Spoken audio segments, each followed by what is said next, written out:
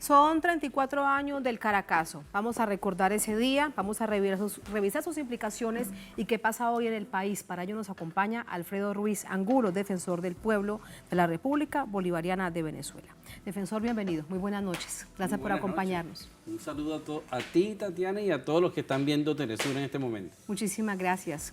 Hace 34 años, en 1989, usted era activista en la Red de Apoyo por la Justicia y la Paz. ¿Cómo recuerda usted ese día?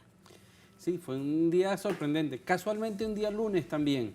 Es el hecho de la rebelión popular y la mayor masacre en todo el periodo del punto fijismo. Más de 3.000 muertos, es decir, asesinatos, desapariciones forzadas, detenciones arbitrarias, tortura. Fue un hecho, bueno, que marcó lo que venía sucediendo en muchas comunidades populares, se agrandó. La rebelión de la gente en contra de lo que es el engaño, lo que llamaban el gran viraje, el proyecto de Carlos Andrés Pérez con el Fondo Monetario Internacional era el gran engaño, porque la gente votó en ese diciembre pasado, acababa de asumir Carlos Andrés Pérez, para ver si volvía a la época, bueno, donde había mayor bonanza en la década del 70. Pero el 16 de febrero, 2 semanas después de asumir, el presidente Pérez anuncia el famoso paquetazo.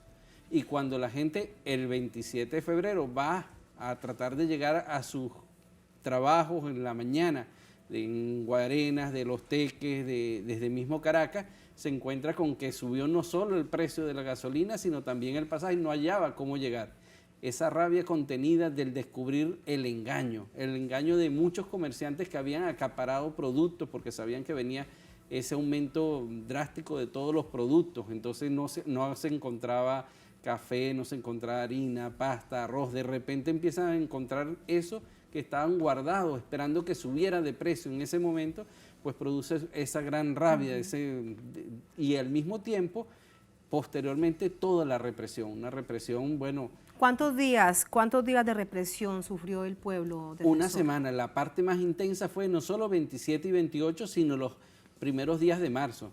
El mismo 27 en la noche pues se suspenden las garantías, empiezan a venir hacia Caracas convoyes de militares no preparados, personas, muchachos pues armados pensando que se van a enfrentar a una guerra y empiezan cuando llegan el 28 a disparar contra toda la población. En ese sentido fue, bueno, no solo las personas que habían salido, las personas que estaban por ejemplo como en las escaleras, la escalera de Mezuca, en Petare, famoso, sino que se disparaba contra las viviendas y con armas de guerra se atravesaban esas viviendas y se mataban a las personas dentro de su propia vivienda. Oficialmente, ¿cuántas personas murieron según el gobierno de ese entonces? En ese entonces el ministro de Defensa Valle Gliero anunciaba 277 personas y nosotros teníamos un registro ya contando los familiares, donde habían visto el cadáver, donde había más de 399 personas ya fallecidas en los primeros días precisamente de ¿Y cómo esa semana. ¿Y cómo se llega al cálculo de 3.000 personas muertas, defensor?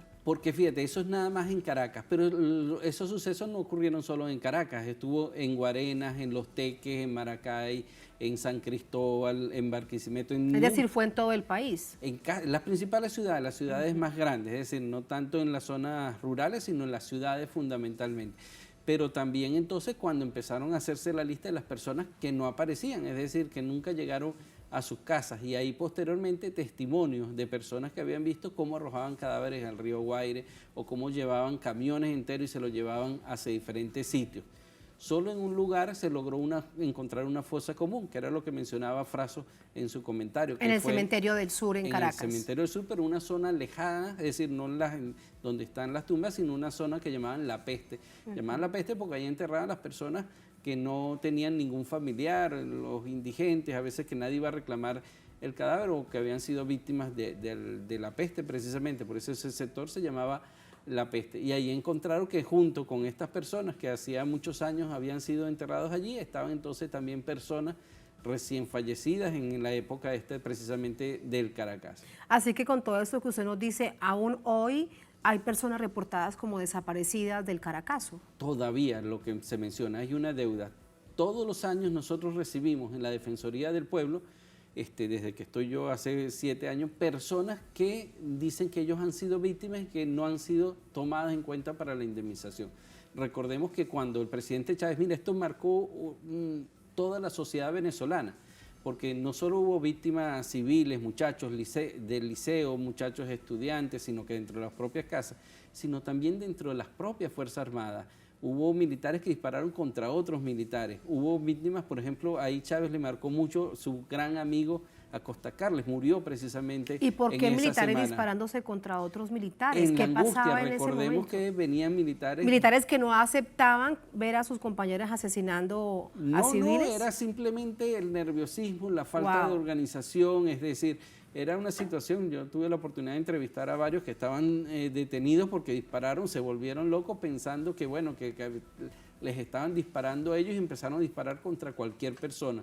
Y disparaban también contra sus propios compañeros sin saber lo que estaban haciendo. Era una cosa muy impresionante. Es decir, si alguien se asomaba en una ventana y a veces los niños se asomaban a tratar de ver y les disparaban pensando que eran francotiradores. Empezó a correr una voz de que eso había sido organizado por grupos de izquierda, todo ese gran descontento nacional, y se allanaron entonces todos los periódicos populares, la sede de centros culturales, se detuvo a esas personas durante semanas, fueron sometidos a Lo tortura. aprovecharon entonces para ir en contra de la oposición política también. También, o para rencillas personales, también en muchos casos funcionarios policiales o militares pues aprovecharon para ir contra aquellas personas con las cuales tenían algún tipo de rencilla. Realmente fue dantesco pues todo lo que sucedió en esos días. Y al mismo tiempo pues algo similar entonces se prendió en otros países de América Latina. En Argentina, meses después, precisamente en el año 89, se dieron esos saqueos precisamente en Buenos Aires. Recordemos, después en el 2001 también, no solo en el 89, sino en el 2001 en Argentina. En Argentina recordamos el Corralito.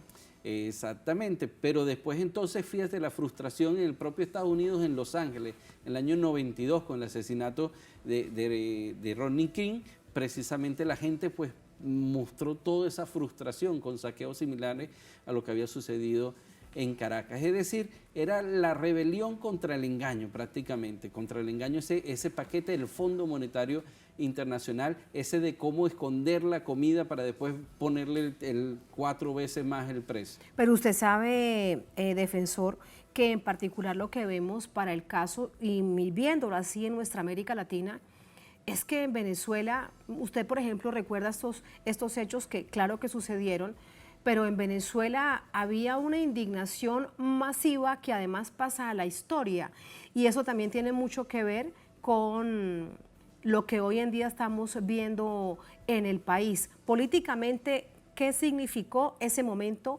para verlo hoy, años después? Sí, fue un cambio, una conciencia, y ya la gente tomó conciencia de que no podía haber democracia, ¿verdad? Porque se estaba masacrando en nombre de la democracia, diciendo para resguardar los intereses de todos mataban a gente inocente. Dicen, no puede haber democracia con violaciones de derechos humanos, con falta de respeto al pueblo, sin dar posibilidades entonces de la integración, con esas desigualdades enormes. Días previos, precisamente, al Caracazo, pues los medios de comunicación presentaron lo que era la boda del siglo.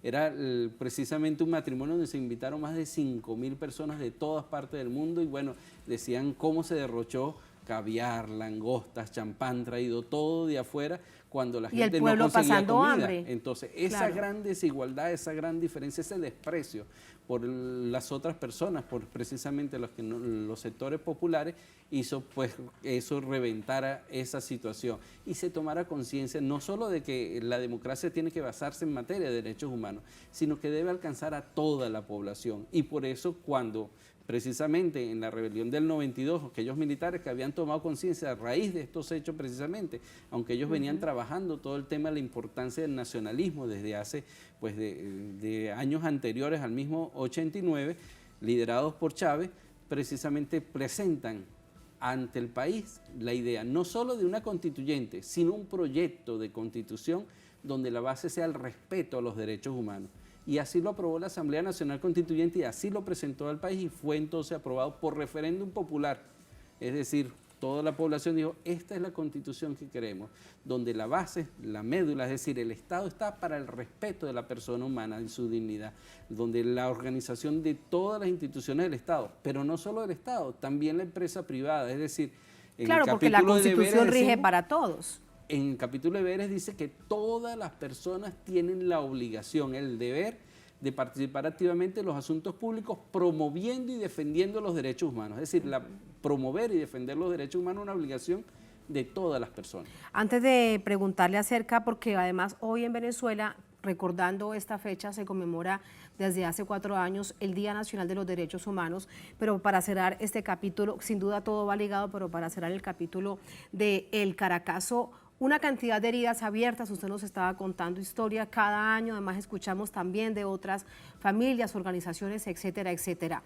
¿Cómo ir cicatrizando ese momento tan difícil para el país? Fíjese, el Estado venezolano asumió la responsabilidad como Estado, aunque no tenía que ver nada el gobierno de Chávez con lo que había ocurrido durante el gobierno de Carlos Andrés Pérez o de Caldera. De hecho, lo que el pueblo buscó fue un modelo totalmente distinto. Así es. Y a pesar de eso, se cumplió con esa indemnización, el presidente Chávez dijo, no solo se debe indemnizar a quienes reclamaron, sino aún a aquellas personas que no reclamaron, que no querían presentar como una denuncia a nivel internacional. Y se procedió entonces a hacer ese inventario y indemnizar a esas personas. Todavía hay algunas personas que, bueno, en aquel momento no quisieron presentarse para pedir alguna indemnización, bueno, y que están pidiendo pues que se les apoye, porque de alguna forma fueron también víctimas directas o indirectas. Directas porque tienen alguna herida de aquellos años o indirectas porque perdieron algún familiar. ¿Y se siguen atendiendo, defensor? ¿Esa línea de reparación sigue abierta? Seguimos atendiendo, ahorita con muchísimas más limitaciones, es decir, el Estado venezolano no es como antes que podía, debido a las medidas coercitivas unilaterales, a ese bloqueo económico, ilegal. Entonces es mucho más difícil la atención, no es tan inmediato, pero se atiende en asuntos de salud, muchas veces en el tema de vivienda, es decir, se hacen gestiones desde la Defensoría del Pueblo junto con algunos ministerios para buscar entonces cómo se puede dar alguna especie de reparación también simbólica a esas personas que son víctimas también del Caracazo. Claro, muy importante. Nos hablaba usted de la importancia del respeto y la defensa además de los derechos humanos en Venezuela. El país además así lo profesa, lo vemos cada año ante el Consejo de Naciones Unidas de Derechos Humanos. Pero contra Venezuela se ha usado el tema de los derechos humanos y contra otros países también de una manera política. ¿Cuál es su percepción, su análisis? ¿Qué cree que es lo que ha sucedido con respecto a ese uso político y el daño que se le ha hecho a algo tan importante en el derecho internacional? Sí, cuando se usa los derechos humanos para atacar a otras personas, para vulnerar derechos humanos, es decir, es lo mismo que se usaba la democracia para acabar con la democracia, es decir, sí, es el discurso de derechos humanos para atentar contra los derechos humanos. Y eso es muy peligroso. Lo importante es escuchar a toda la población, especialmente a la más vulnerable, y tratar de evitar aquellos discursos que vinculan nada más a, bueno, las vulneraciones de derechos humanos ocurren nada más en los que son mis enemigos, ¿verdad? Es decir, invisibilizar. Eso se había trabajado y me parece bien interesante lo que están haciendo algunos países de promover la Carta de Naciones Unidas. ¿Por qué? Porque el Consejo de Derechos Humanos viene a responder eso, es decir, ya no es como la Comisión de Derechos Humanos que acudía antes, que bueno, que decía que algunos países eran violadores de derechos humanos. No, el Consejo reconoce en el examen periódico universal que hay violaciones de derechos humanos en todas partes del mundo, en todos los países, porque todos podemos mejorar la atención en materia de derechos humanos. Que lo importante es, ante una violación de derechos humanos, que haya sanción, que no haya repetición de esa violación de derechos humanos y se corrijan eso. Y por eso es pero también examen allí, periódico defensor, universal. Claro, pero allí permítame también preguntarle, bueno, dos cosas con respecto al Consejo de Derechos Humanos. Es que no todos los países son miembros y en el marco de una instancia internacional, lo ideal es que todos los países fueran miembros, porque quien no es miembro, pues no puede ser evaluado. Estados Unidos, por ejemplo, no puede ser evaluado. Y no, dentro sí de Estados Unidos... Pero no Estados Unidos no es no son obligatorios. Al hecho mismo, exacto, lo cual puede ser como una carta o un asunto de carácter retórico. Y lo otro tiene también que ver con el papel que a veces cumple el Consejo de Derechos Humanos de Naciones Unidas, en que algunos momentos, para el caso de Venezuela, se ha denunciado su uso político. Así es, muchas veces también son los estados, y los estados tienen también esos intereses políticos. Lo importante es que se escuche a todos los pueblos, es decir, de que realmente se haya esa reingeniería, esa reestructuración de las mismas Naciones Unidas, para que entonces el órgano fundamental de Naciones Unidas no sea el Consejo de Seguridad, donde unos estados tienen derechos de veto, sino que sea la Asamblea General de Naciones Unidas, donde todos los pueblos tengan posibilidad de participar y se busquen mecanismos entonces de participación de todos los pueblos en materia de derechos humanos y en respeto también la autodeterminación de cada uno de los pueblos de las naciones. Claro, por supuesto. Por último, está la Defensoría del Pueblo cumpliendo años después de la Constitución. Se establece que nace la Defensoría del Pueblo. Brevemente para usted, ¿qué significa este tiempo de la Defensoría, pero antes, digamos, para el país, lo que esto significa y la posibilidad de que toda la población pueda acceder a ella? Sí, fíjate, es interesante, recoge todo un anhelo de 200 años, aquel discurso de Angostura de Bolívar, precisamente, que proponía el poder moral, y después entonces del Caracazo esa conciencia colectiva, la importancia en materia de derechos humanos. Una de las cosas que se hizo la Asamblea Constituyente, apenas se aprueba la Constitución, nombrar entonces una defensora del pueblo que se encarga de sentar como las bases, las primeras medidas, y por eso el 28 de febrero del año precisamente 2000, estamos cumpliendo 23 años, se da la resolución 001 que sienta las bases para la creación de la Defensoría del Pueblo. Y el año pasado, fíjate, más de 500.000 personas acudieron a la Defensoría del Pueblo. 100.000 personas acudieron para presentar alguna denuncia, queja, alguna protesta, mucho que tiene que ver con las consecuencias de las medidas coercitivas unilaterales o con el retardo, por ejemplo, procesal en materia judicial, diferentes materias, derechos civiles, políticos, económicos, sociales, integrales, ¿verdad? Pero más de 500.000 personas, 450.000 para ser exacto, se acercaron para ver cómo ellos pueden formarse en materia de derechos humanos, participaron en los cursos, en los diplomados. Muy interesante porque da cuenta del interés de la población en conocer algo que además es fundamental.